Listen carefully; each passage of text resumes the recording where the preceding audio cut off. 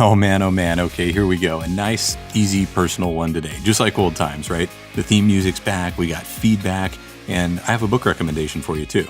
Well, okay, it's a little more than just a book recommendation because, the author's here.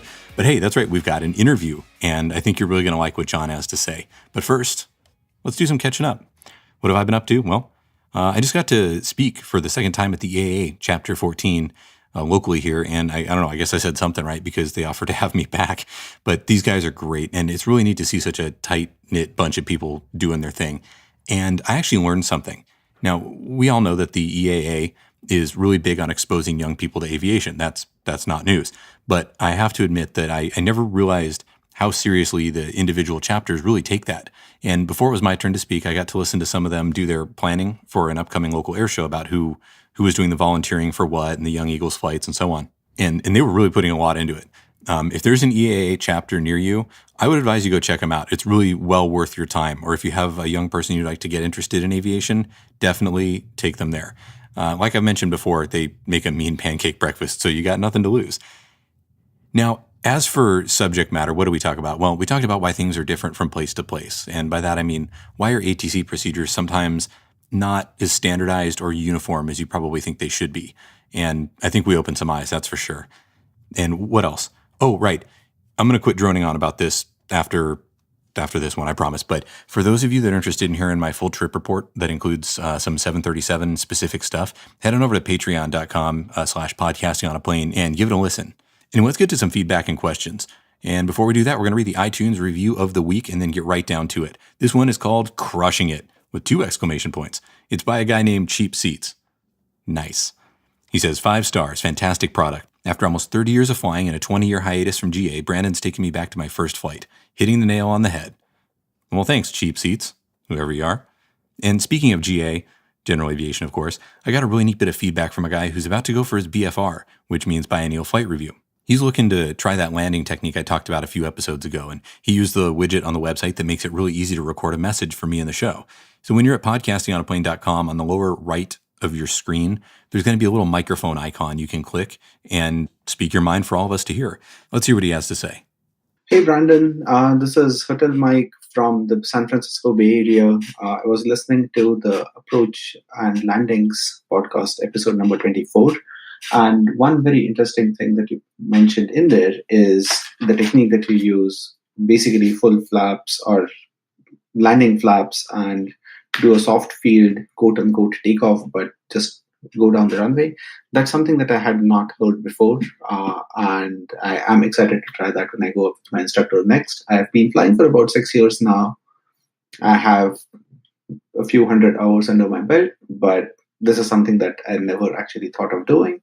I do have a flight review coming up soon, so this is, I guess, the perfect time to try it out. Thanks for the great podcast. Really, really enjoyed it, although this was just my first episode listening to it. I came here from the Opposing Basis podcast. Thanks again. See ya.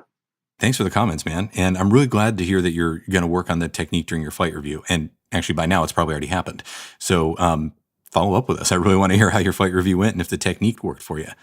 I'm really glad, though, that you're doing it with a flight instructor because, as I mentioned before, the technique is sometimes not comfortable, especially for students that have not yet gotten to the soft field takeoff portion of their flight training. Once you get that technique down, it usually improves the landings a lot, but it usually comes after solo. So that's kind of what I was hoping to do there. But students of all levels can, use a little bit of an unorthodox method to sort of gain a little edge or insight. And if your instructor is comfortable with practicing the technique, then I'm sure you're going to be able to really fine-tune that sweet spot.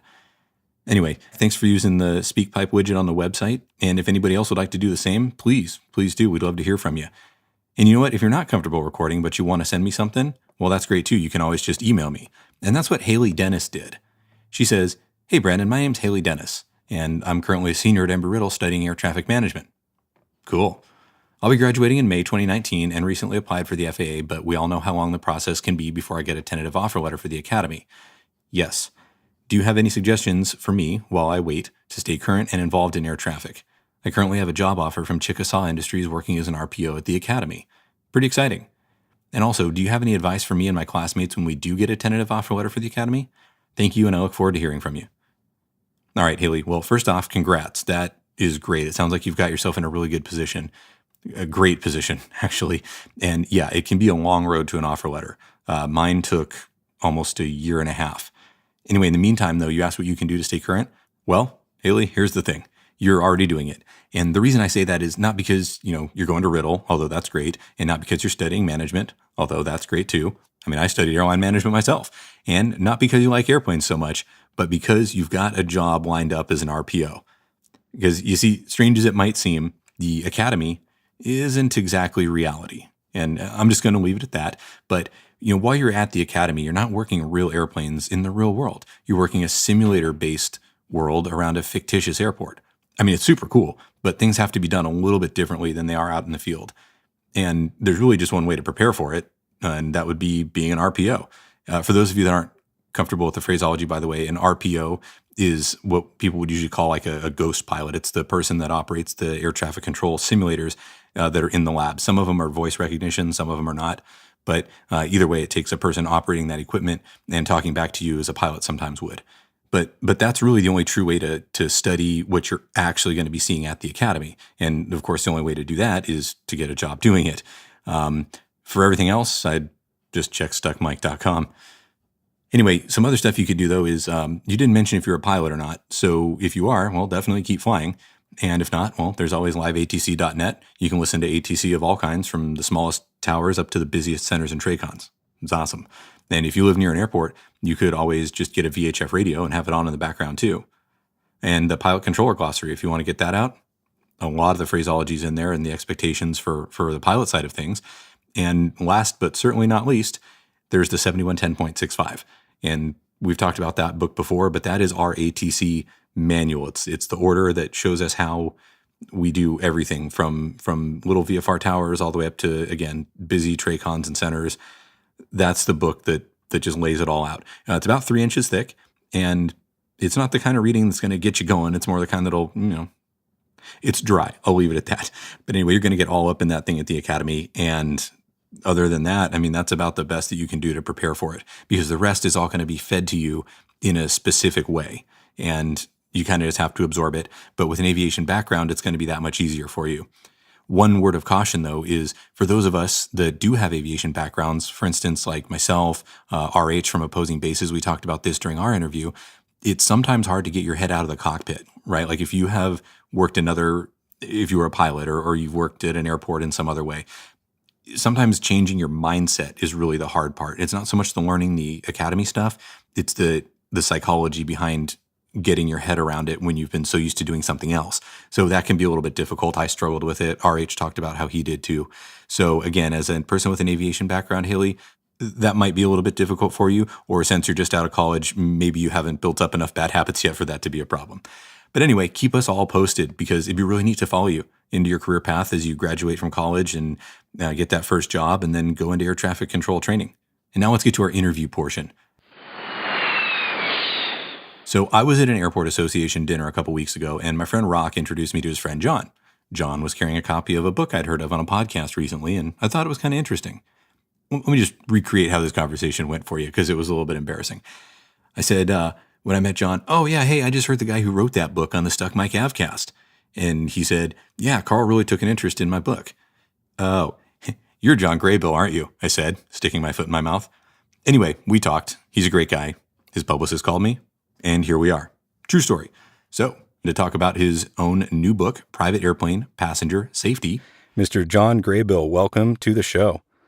Thank you. I'm glad to be here. I'm really glad to have you here too, because, when I heard you before on a different podcast talking about this book that you've written recently, what I did not know is that we have a really good mutual friend, our friend, Mr. Rock Swanson, and you guys have done a ton of flying together through the years, and I know you go way back. So can you tell me a little bit about your friendship and how it's gone throughout the years since high school? Yeah, it goes all the way back to high school. I mean, before the first bell rang at the high school we were at, everybody sort of stood around and talked about their most recent adventures. And when I started taking flying lessons, I sort of dominated the conversation by telling all of my school buddies what I was doing, learning how to fly. And then one day, this guy walked up to me and said, "Hi, I'm Rock Swanson, and I started taking flying lessons recently." And that was really exciting that he had apparently heard me holding forth about flying and got motivated and went out and started learning how to fly. So we compared notes in our youthful days about he and I had the same instructor, and we would compare notes about what we were doing in each flying lesson. And then eventually, a few years later, when we were in college, we decided to purchase an Aranca 7AC with a couple of other friends. So there were four of us, and the airframe was in good shape, but the engine needed an overhaul. So we went scouring the countryside and found ourselves a freshly overhauled Continental 65 horsepower engine. And with the supervision of the local mechanic there at the Torrance Airport, we took the old engine off and put the new engine on ourselves. It was a great experience. And then then we were in junior college, and Rock came down to fly the plane, and it was in September, as I recall, and it was humid and actually quite good conditions for carburetor ice. And he took a friend of his up for a flight, and out over King Harbor, the engine quit, just bang, dead. Didn't sputter, just stopped turning. And so Rock lined up to land on the beach there at Redondo Beach, south of the King Harbor. And there were lots of people on the beach because it was a hot, muggy day. But he saw an opening in the people, and he decided to go for it, and he put it down there. And then I came on the scene about an hour later, and we made the decision. We had a mechanic come and look at it, and he ran it up and tested it. He said that it was airworthy. And so with the permission of the lifeguards and the sheriff's department and the Redondo Beach Police Department, they said we could fly out off the beach. And so we waited for them to show up because we thought they were going to supervise the takeoff, and they never showed up. So Rock got in the plane, we started it up, and we put myself on the right strut and somebody else on the left strut, and he ran full power, and we started pushing the airplane. It was in sort of deep sand, and we pushed and pushed and pushed, and I became exhausted, and I just couldn't push anymore. And the airplane was moving pretty well now under its own power, and so I let go of it, and the guy on the other strut let go of it. But as the tail passed me, I could see that the tail wheel was completely buried as it was being drugged through the sand. And I feared that he would never get airborne, but actually he was able to maneuver the plane over towards the wet, hard sand and got it in the air and climbed up, circled up, and then went back to Torrance. Wow, what an incredible story. And, for people listening, I want you guys to know this isn't just going to be John and I talking about a mutual friend that you guys don't know. There's really going to be a point to this and how it relates to the book that John just wrote. So let's take your relationship another step further. And I know that you have been very active for a long, long time in the sailplane or non-powered flight community. Can you tell us a little bit about that? Yes, and I got started in that. I remember that one time I was sitting in the living room with my father, and there was a documentary on that showed sailplanes, and he said, I'm going to do that someday before I die. And that sort of shocked me because I was kind of young and I really wasn't thinking much about my father dying, but it really made an impression on me. And then a few years later, I saw my 8th grade school teacher was showing some photographs to a bunch of classmates that were sort of standing around her. And I could see that the picture sort of looked aeronautical, a big white thing. And I went over and looked, and it turned out it was a glider, a 2-place glider called a Pratt Reed. And she had a neighbor that had this thing. And I showed great interest in it and asked a lot of questions. And that apparently impressed her because a few weeks later, she took me aside and said, could I keep a secret? And I said, sure. And she said, I can arrange to have you go with my husband and myself with our neighbor to go fly this glider out in the desert. And ended up making about 3 3 or 4 trips with her and her husband, and I got some stick and rudder time, and got the basics down so I could fly the glider reasonably well. And then, but I couldn't pursue it because I was too young and I didn't have a way to get out to the desert to take glider lessons. So that I had to put it on the back burner. Then later, when I was 16, I started taking power lessons, and the experience with the glider helped a lot. And I was able to solo in 8 hours, and that was a lot of fun. And I pursued power flying for a number of years, and then got reacquainted. Somebody gave me a book called The Joy of Soaring, and that got me thinking about flying gliders again. But now I could get out to the desert. In fact, I could fly out to the desert and take lessons and get checked out in gliders. And I did that for about 3 years, renting gliders. And on one particular glider flight, I was getting ready to launch the glider, and this really experienced glider pilot was getting his glider ready, and he said, "Hey, why don't you follow me today? It's a pretty good day." And I said, "Well, okay." So we took off, and we joined up in the air, and he took off, and I kept him in sight, and I followed him. And I noticed some things. First of all, he would glide, and then all of a sudden he would pull up in a thermal. But when I would get under him and I would pull up just because he pulled up, I didn't see the lift that he was seeing on the instruments that I had in this rented glider. But it was obviously there, because once I settled into steep turns under this guy that I was following, I rose, and that was really exciting to gain altitude. And then he'd get to the top of the thermal and he'd leave, and then I'd get to the top of the thermal and I'd leave and follow him. And we ended up getting out by Barstow, and I guess he got bored because he had a more higher performance glider than I had, so he'd left his landing gear down to create drag to make the two gliders that we were flying, my rental and his high performance glider, more equal. And I was under him, and all of a sudden I saw him pull up the gear, and he took off like a shot and was gone. And I was by myself, maybe 50 miles out from the glider port. So the only way I was going to get back to the glider port is if I found some lift, because I wasn't high enough to glide all the way back. And as I was working the little thermal, I realized that nobody knew where I was. I had no food, no water, no overnight clothing, nothing, and no radio. I was totally on my own. And that's when I made the decision that I've got to have my own glider.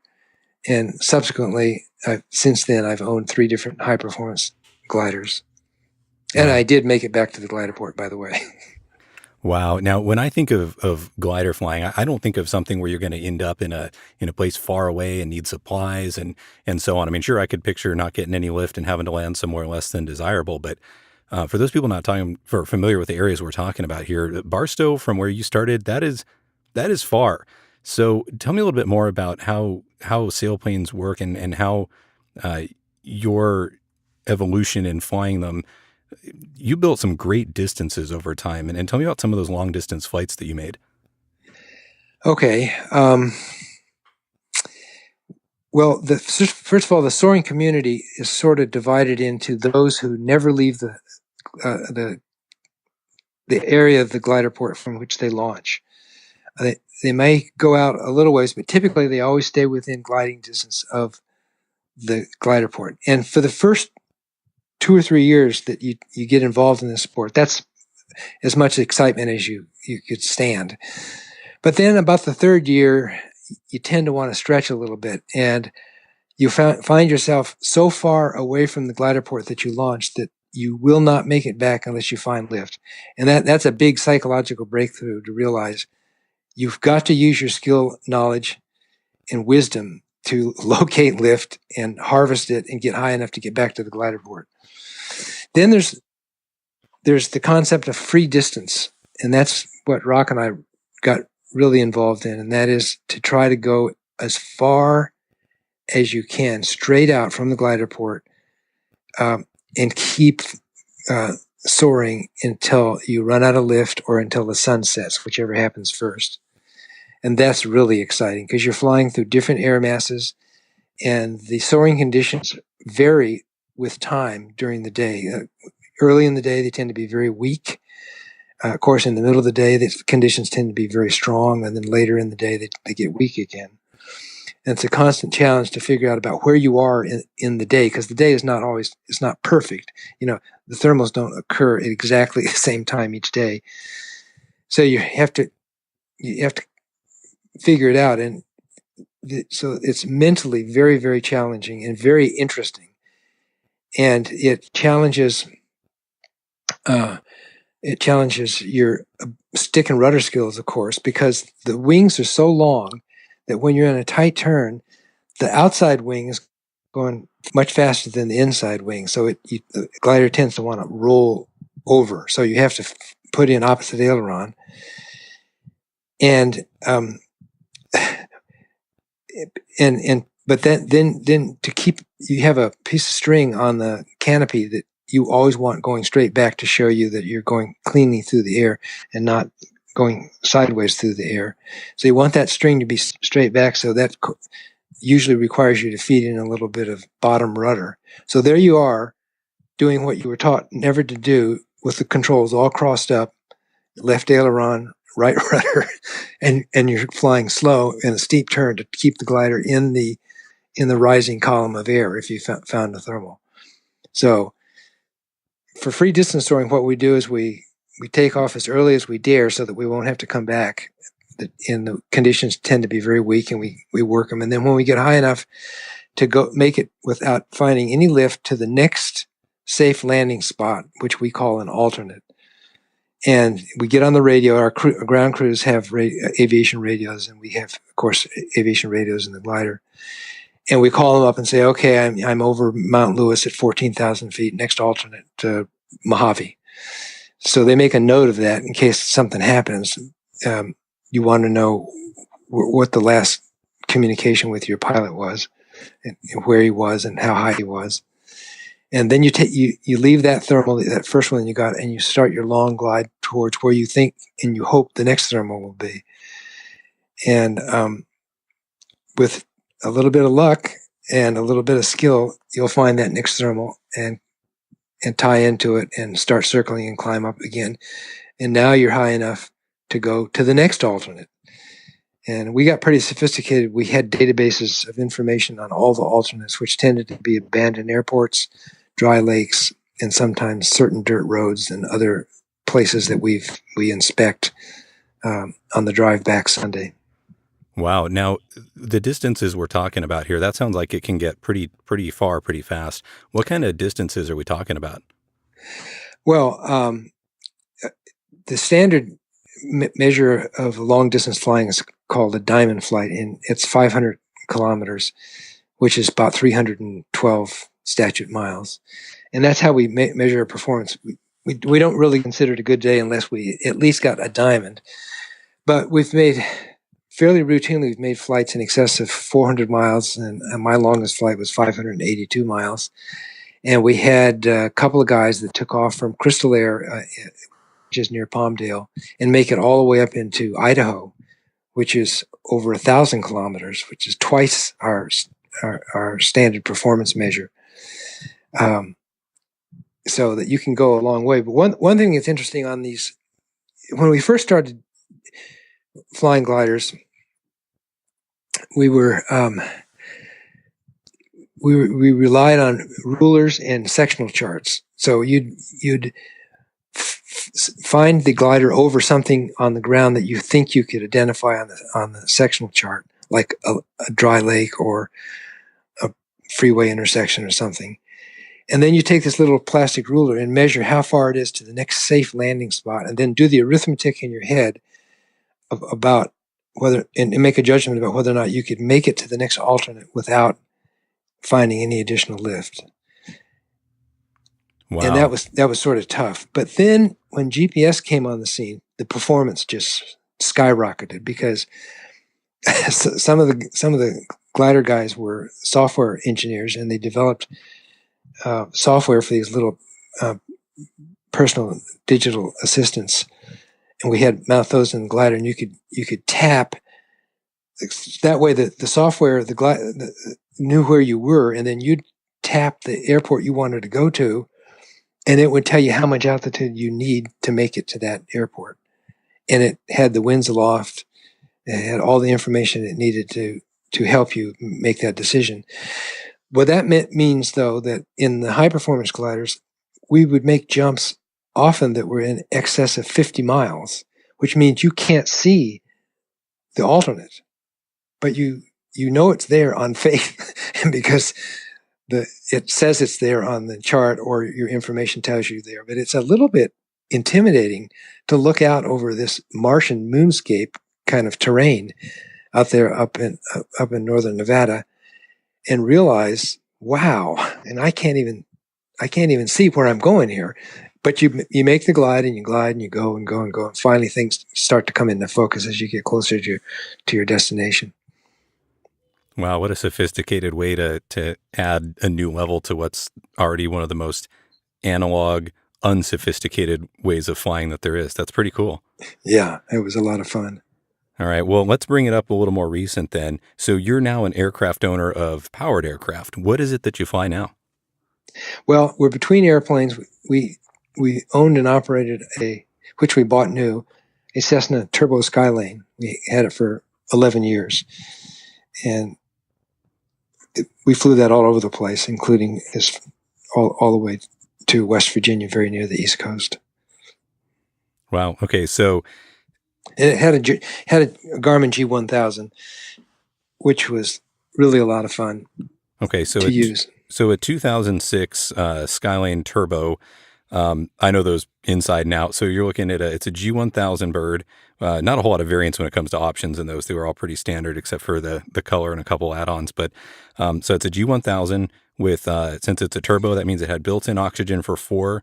And then at that year, it had the KAP 140 2-axis autopilot. Is that correct?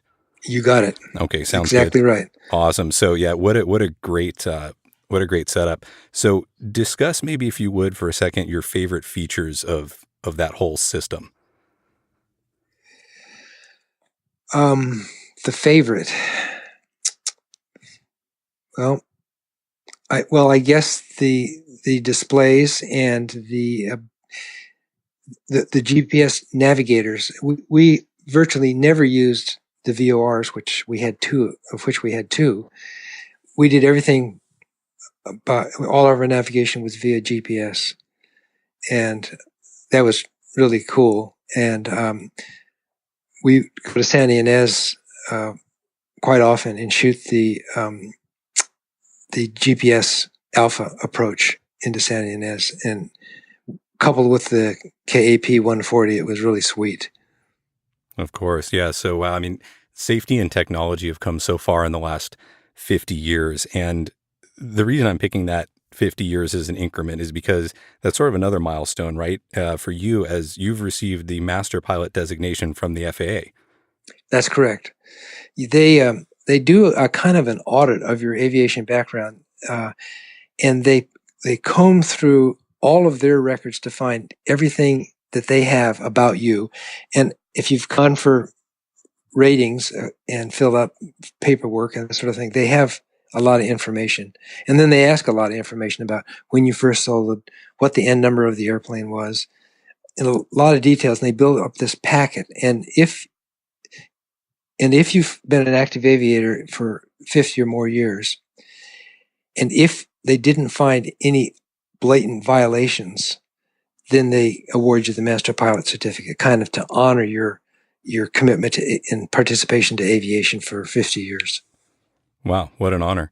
All right, now let's talk about your book a little bit, because with that wealth of experience, obviously I would consider you qualified to write a book in aviation. So you've written actually a couple of different books, this one, Aviation, of course, and then a couple that aren't, and we can talk about that maybe in a little bit. But why your book is called Private Airplane Passenger Safety, What You Need to Know. So why did you choose to write a book about this? Well, it started because of a story that my wife told me. She was a passenger in a private airplane way before I knew her years ago. And she told me a story about this flight that she took with a friend of a friend in a 152, and the flight. And she had always kind of been interested in private airplanes, and she thought this would be an opportunity to get some experience in a private airplane. And she told this story about the flight, and the flight started off to be quite nice and smooth and fun and interesting. And they landed out at Borrego Springs, but the restaurant there was closed, and so they had to sit around for a couple hours waiting for the restaurant to open. And the pilot apparently had a couple of drinks, or at least one beer. And as she was telling the story, and the story became more and more troubling and became more and more unpleasant as the day wore on. It involved night flying with no flashlights in the cockpit and other issues that could have ended badly. As she was telling me the story, I realized she had no information that could help her evaluate her pilot's attitude, style, intentions, and competence. And that got me thinking, geez, there must be thousands of people riding in airplanes who really don't have a clue, or they have very little information to help them judge their pilot and their pilot's competence and as I say, attitude. So that was a prime motivator to write the book. Wow, that's a vivid story, and unfortunately, that kind of thing. I mean, hopefully without the alcohol part, but even just the rest of it is bad enough. That kind of thing happens all the time, and that's really a pet peeve of mine. And I'm so glad that you brought that up, because that really strikes a nerve. And when I see, people taking their families out or taking friends out and not really approaching it with a professional attitude, there's a reason that people are scared to death of small airplanes. And sure, there's inherent risks, but people have a very, very real fear. And unfortunately, it's not unfounded, because so many people who don't do it properly have gone on and kind of ruined it for the rest of us. And my own mother-in-law has a story that's very, very similar to that one. And in addition to that, my personal story myself, I survived a plane crash when I was 9 years old, and Holy moly! Yeah, and the pilot. If anybody's interested in hearing about that, they can go all the way back to episode number 1, and I'll probably do another one, maybe where I talk about it a little more in depth. But yeah, the pilot of this particular aircraft, what we did not know was that he had actually damaged some aircraft prior, and little things about his attitude and the way he did things were obvious flags, if I may use that term, for somebody that we should not have been flying with. And ultimately, we almost paid the ultimate price for it, and luckily we did not. But the kind of thing is just something that for me really sort of makes my blood boil. So when I saw this book, I was fascinated by it. And I'm so glad to have you on the show to really share why you wrote this. So let's start about, who is this book really written for? Who's your target audience? Anybody that is planning to or currently is a passenger in a private airplane.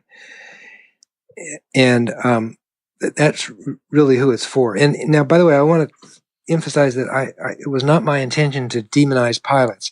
I believe most pilots want their passengers to have a positive, uplifting, fun, and learning experience when they fly as a passenger. On the other hand, there are some things that pilots might do that could be noticed by a passenger and help the passenger start to make an assessment of how the pilot is doing. And I structured the book so that I've identified observations that a passenger might make of their pilot, and then ranked the observation as either being a yellow flag concern or a red flag concern. Red flags, you probably don't want to make the flight, or 3 yellow flags, you probably don't want to make the flight. But 1 or 2 yellow flags still might be okay, in my opinion. Sure, and that speaks to the idea that with any transportation, be it car, airplane, boat, whatever, that there would be some inherent risks, and that's okay as long as we've mitigated those risks properly and they're properly planned for. So I like that you've developed a systematic approach here, that just one little thing that might be a risk isn't necessarily a deal breaker. But if you get maybe 3 of them, then we may have a red flag happening. Yeah. Also, it's interesting that how people make the judgment that it's okay to go fly with somebody. And for example, if the pilot is really successful in some other non-aviation aspect of his or her life, like a doctor or a lawyer or a successful business person, that tends to make a lot of passengers feel like, well, this guy knows what he's doing. Or the pilot might be a close relative or a longtime really good friend. Or the pilot might be somebody who's never had an accident, or maybe somebody who has had an accident but nobody got hurt. And finally, the pilot might be a charismatic person with a pleasing personality. But those are sort of subjective ways of evaluating your pilot. And the purpose of the book was to make it a little bit more well-defined. Sure. And, one thing I like about the book is that you divvied it up into, I struggle to use the word chapters, but they're small little snippet sections where each one would be a yellow or red flag, and you talk about it for maybe a page or two, and then there's a really nice piece of artwork or photography that goes with it that illustrates the point. And what makes it very easy to read through the book quickly and get the information out of it. And that's actually that's a tougher task than I think a lot of people give it credit for, because, this can be very technical subject matter, but you kind of boiled it down to, for the person who's not actually trying to learn how to fly the thing, they just want to be able to evaluate what's happening, a very quick read that they could go through before they were to make a flight. And it's not an onerous task or something that would add a bunch of weight to just going on what would otherwise be a fun flight. And I have a favorite section I wanted to talk with you about.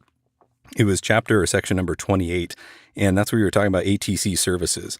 And I think it's pretty cool that you made it a yellow flag if the pilot does not procure flight following. Did I? You did, right there, number 28. I love it. I think that's classic. I really like that one. Well, yeah, okay. But yeah, I think that's something passengers should appreciate. It's much better to go with flight following than without it, I think. Oh, I couldn't. Yeah, I mean, you're preaching to the choir. I couldn't possibly agree more. Yeah, no, that's excellent. I think that, as somebody who does both sides of this, I think that radar flight following, I mean, assuming you can get it and the controller's not overwhelmed, is one of the greatest safety adding things that you could possibly do, especially in this very crowded airspace we have here in Southern California. Yeah, you're right. So is this book required reading for all of your passengers before they fly with you? I wouldn't say it's required, but if there was, I would certainly encourage them to read it, and I'd always have a copy handy. Sure. So have any of your passengers ever caught any errors, mistakes, or unsafe situations that they've learned about from the book, be it, I'm guessing not when they're flying with you, but maybe from anybody else, and then told you about it? Well, not exactly. The closest thing that happened one time is we had a passenger whose name was Mike, and he and his wife would fly with us quite often. But he was he's a physician, so a smart guy, but very naive about anything aviation. So we loaded up the airplane, and we called ground control and got our ground control clearance. And as we were taxiing, the controller called us and said, "Do you have Mike?" And we said, "Affirmative, we have Mike." Well, Mike heard this and was astonished. He said, "Well, how do they know that I'm in this airplane? Did you guys register me somehow?" So we thought that was sort of humorous. That's hilarious. No, that's funny. I actually had almost the same experience with my dad one time when I took him flying, and the information was Papa, and he said almost the same thing to me. That's funny. Yeah. All right, John. So is there one important takeaway from the book or a big overarching point after somebody has finished reading it that that you really want them to be able to take away? I do have three things that I think are the most important or rank at the high. And that is, passengers should not contribute to getting the situation rushed. Rushing, I think, can be very dangerous. Second of all, respect propellers. Propellers can hurt you, and they should be viewed just like a loaded gun. And propeller accidents are rare, but they're always ugly. And another thing passengers could do is don't buy into the close call situation, like, oh, we have just enough fuel to make it. Passengers shouldn't buy into things that seem risky to them in their gut. And finally, passengers should not adopt the Russian roulette attitude, which says, we did some risky thing before last weekend. We'll probably get away with it doing it again this weekend. And it's not true. Just because you got away with it in the past doesn't mean it's going to work out for you in the future. Absolutely. So I know you've written other books as well, not just in aviation, but in business. Would you care to share about those a little bit? The Entrepreneur's Road to Personal Freedom and Business Success is 101 tips for small business people to help them be more successful in running their businesses. Well, it sounds a little bit like this then. You've got a nice little bank of tidbits and tips just organized into a nice little grouping for people to get something out of. That's kind of neat. I like your style. Yeah. Okay, well, John, before we go, somebody with your wealth of experience, I think we could all like to learn a little something. Is there something you'd like to leave people with aviation-wise that you just would like to share? Well, the people that are considering learning how to fly, I would encourage them, if they decide to do it, to overschedule, because so many things can go wrong that can cause an instructional flight to not happen. First of all, you could have a mechanical problem with the airplane. The instructor might not be available suddenly, or the weather could be a problem. So I encourage people that are learning how to fly to schedule 3 flights a week. You'll probably do about 1.5 a week, because stuff happens, particularly when you're using rental airplanes. So overschedule. It's my advice. Sounds like a plan. I can second that motion for sure.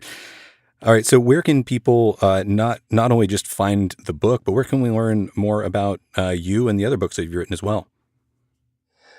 Well, we have a website, niceflightjoy.com, niceflightjoy.com. And the book's available on Barnes & Noble and Amazon. And there's information in the book about my background. Well, as somebody who's read this book very recently, I can definitely attest to the fact that it's a good read. It's a fast read, but that doesn't mean that it doesn't also give all of the information that you'd want a passenger to know. And back to the point you kind of made at the very beginning, not to demonize it, absolutely not. As a matter of fact, I think what this book shows is that most pilots are very, very caring and really do want you to have a great time. And as I read through the book, you're pointing out a lot of things that, a passenger would just want a normal pilot to do. And I think most pilots out there, if you want to take a look at this book as well, not just for your passengers, but for yourself, it kind of provides a nice little overview of things that would detract from an otherwise amazing flight, and kind of give you a little quick framework of things that your passenger might really want to look out for. And that if they're maybe a little bit nervous about it, things that you could say or do that would fill them with confidence and also help you improve your own game too. So I think that's really cool. Yeah, I think that's exactly right. And the book can be used sort of as a self-grader or a self-evaluator. Sure. All right. Well, I'll tell you what, Mr. John Graybill, thank you so much for being on the podcast. This is a great book. I think it should be essential reading for all passengers and all general aviation pilots too. And of course, I'll have links in the show notes of where you can get your hands on a copy of it. And sir, thank you so much for being on the show. Thank you. It was a pleasure. So what'd you guys think? Interesting book concept, huh? John's a really creative guy, and the book it's neat. It's informative, and it's actually a really easy read. If you want to buy John's book, there's an affiliate link in the show notes, and of course in the blog post associated with this episode at podcastingonaplane.com. And I'd really appreciate it if you'd use that link, because it kind of helps support the show when you do. But that's it. It's a great book, and I would highly recommend it both for pilots and non-pilots alike. Because, sometimes it's hard for us to remember what it was like that first time we got in a small airplane. Or maybe it isn't. Maybe it's still a prominent memory for you. But if we had a book like this prior to that, I think it's really a neat way to take yourself back there and remember what it was like when you didn't know anything about this. And it's a really good self-check for you as a pilot or somebody who's introducing flying to a new person who hasn't done it before to see things from their viewpoint, not knowing all the fun stuff that you know now. Anyway, I want to thank Mr. John Graybill for being our guest today. Make sure to follow the podcast on social media at Podcasting on a Plane, pretty much across the board, except on Twitter, of course, where it's Podcast on a Plane. And that way you can keep up until the next episode. And until then, your frequency change is approved and report back on this frequency for the next episode. Good day.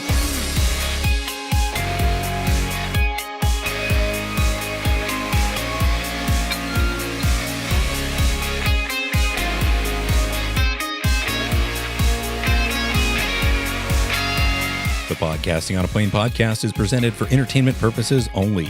My comments and those of my guests, the website's content, and any of the social media, etc. are not part of my official responsibility as a controller or an FAA employee.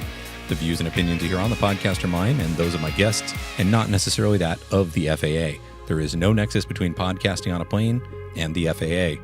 Also, while I am a CFI, I'm not your CFI. Nor am I your mechanic, your doctor, your shrink, or your spouse. This podcast is presented for entertainment, camaraderie, and fun, but is in no way, shape, or form professional advice. It's not legal counsel, and it's definitely not flight instruction. If you are in need of professional advice, get some from somewhere more appropriate than a podcast, no matter how good this one may be.